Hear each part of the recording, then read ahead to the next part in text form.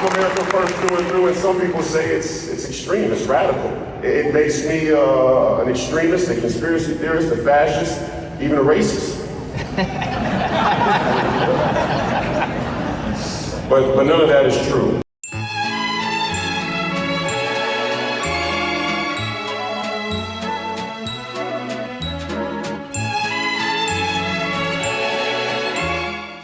But anti-Semitism, just like being black, is the new identity politics that they use to steal your money. Steve Kim uses the word cabal, and I like it for this situation because I think one of the real signals with Charles was when the whole Kyrie Irving thing went down, and Charles's public statement on it was, you can't criticize them and then want to play in their league. Nobody's saying that the Jews aren't getting played either in their role in this whole thing. This whole New World Order deal is a matter of Satan. But they certainly have a very dominant role in Hollywood. But even more importantly, now, today, they have a very, very dominant role in law. And the legal fair is what is really the railhead of New World Order. That uses the history of Jewish people to try and push some bullshit political narrative. You got no moral right and you got no moral authority. That's what I'm calling you for. And you can't fess up to it like a man.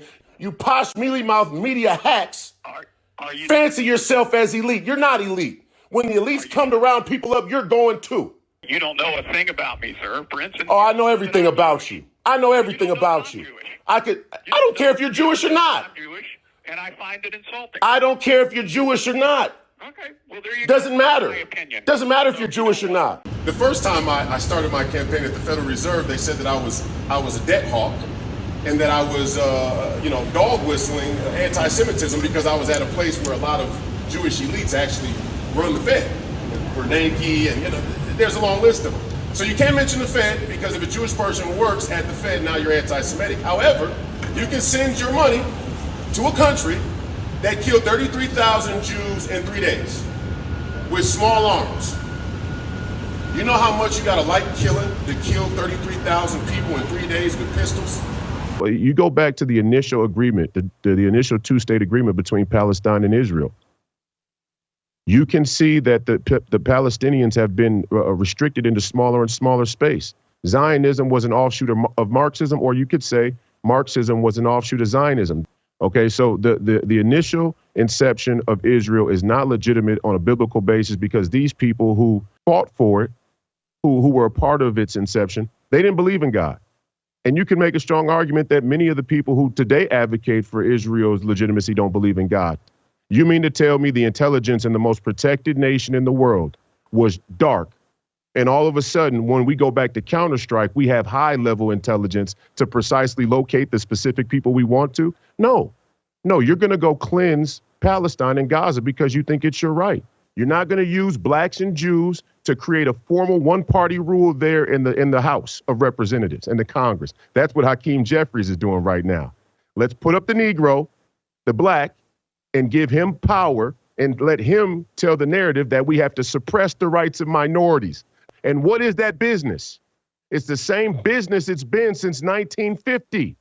We got to get a big military so we can always protect the Jews from radical Muslims. And these conservatives all across the country chew it up like bubble gum. I'm scared of Muslims. I'm scared of Muslims. The radical Islam is coming. Why are you scared of Muslims when your founding fathers gave you the Second Amendment? So the same people who promote the Second Amendment, small little enclave, come together to say, Islam is so terrifying, it has such a dangerous ability to reach us here in America that we need to spend money we don't have to go protect a nation we can't even protect in the end.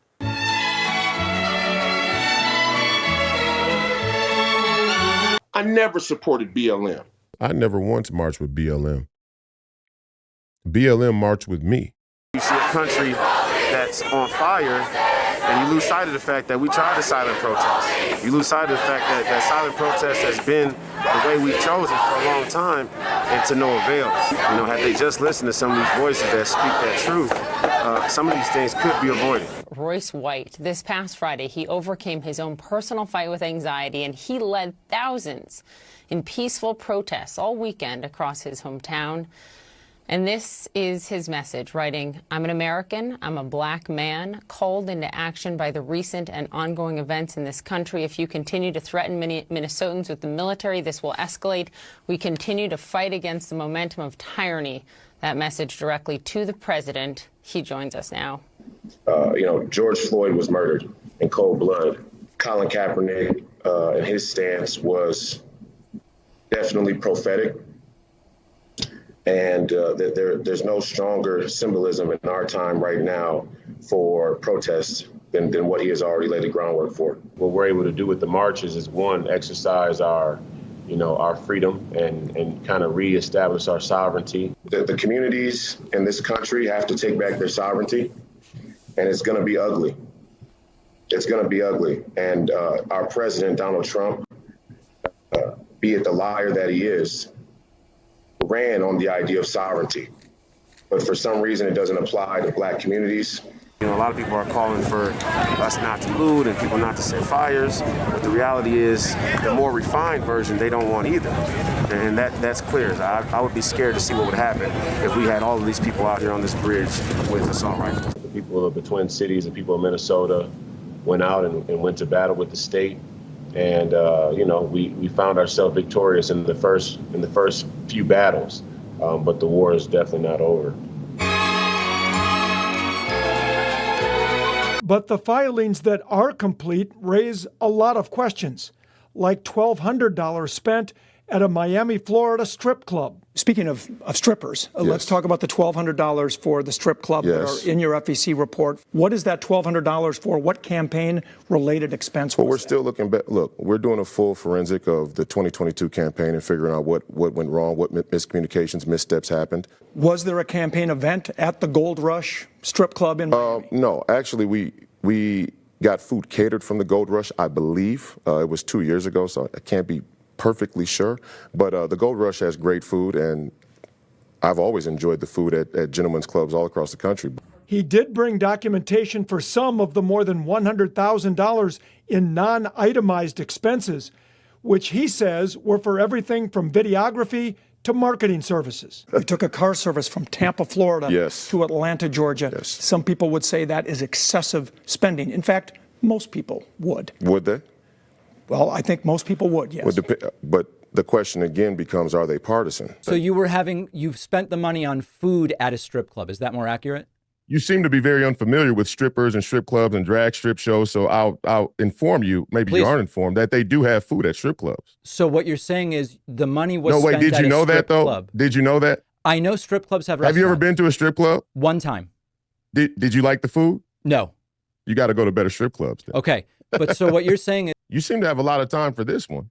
well, it's because you're so obviously lying. Oh, okay. I'm so obviously lying. Yeah, just tell me the truth. So did a staffer spend money on food at a strip club? You white liberals have a lot of nerve. That's You white identity liberals. politics. You white So, liberals. Royce, hold You on a white second. liberals. Hold on you a white second.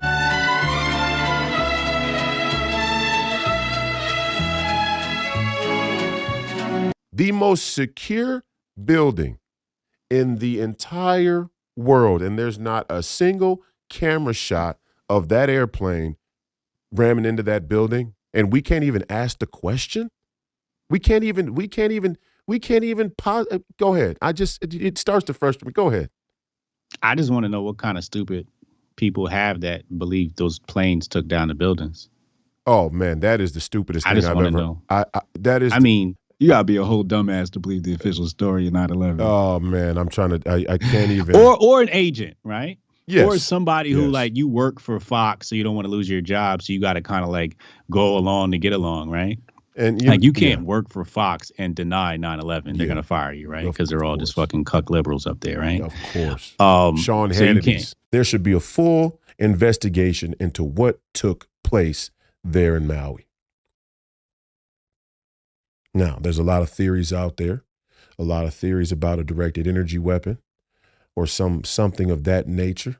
So you can do whatever you want to do, but we're going towards World War III right now. Like right now, today, by the end of the day, we may be full blown in it. And so, all of your prejudgments, the crime is out of control. And it is, but it's not that bad. He tweeted this. It says, "Crime in Minneapolis, out of control. Come on now, refund the police." But a little bit of fact checking revealed that this was actually a map of drinking fountains in Minneapolis parks. White appeared incensed that he was duped, responding back to one account who poked fun at him, saying, "Shut your mouth, you blue wave cuck." Women have become too mouthy. As the black men in the room, I'll say that. I don't know whether we're talking white men or Asian men or black men or so on and so forth, but no, I mean, I'm serious.